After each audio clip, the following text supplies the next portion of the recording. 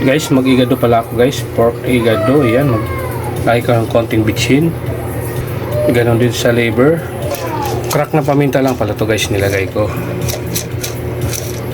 Soy sauce. Estimated lang yan guys. Tama lang. Mix lang.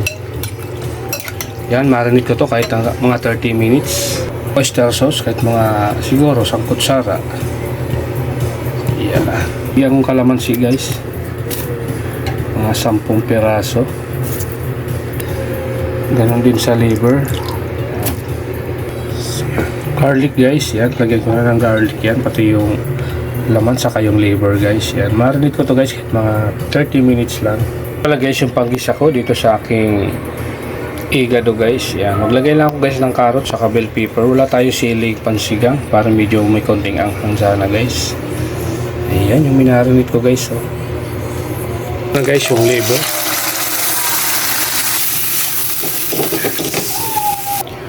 Yan, hapok lang to guys. Igisa na ako guys para dun sa laman. Wala guys yung laman.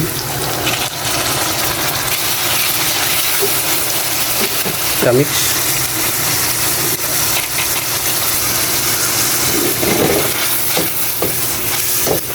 Yan, takpan ko muna to guys. Yan, saktong-sakto yung aking takpi. Oh no guys. Oh. Yung liver. Kasi half cook lang yan. Kada ko ng suka guys, mga siguro 4 na kutsara to.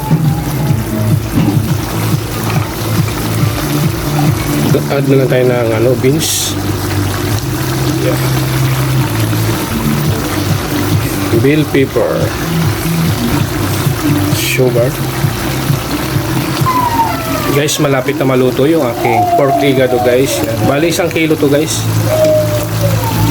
Yan. Fish ko lang yung sabaw ng ating igado.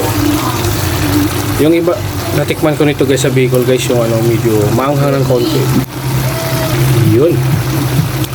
Bali, minarinate ko sa kalamansi ito guys, tapos nag-add lang ako ng suka, siguro mga 4 na kutsara yun. Sana nagustuhan nito guys yung aking video. Ayan, paki-follow na rin guys at paki-share na rin naman ang aking video guys. Yan, salamat sa mga sumusuport sa aking video na upload yan. Thank you guys. Yan, luto na to guys yung aking pork igado. Ayan, titikman ko guys yung niluto ko. Ayan guys, ayan, try nyo guys kung nagustuhan nyo guys. Ayan, salamat sa panonood sa aking upload na video guys. Hanggang dito na muna guys ang aking video. Yeah.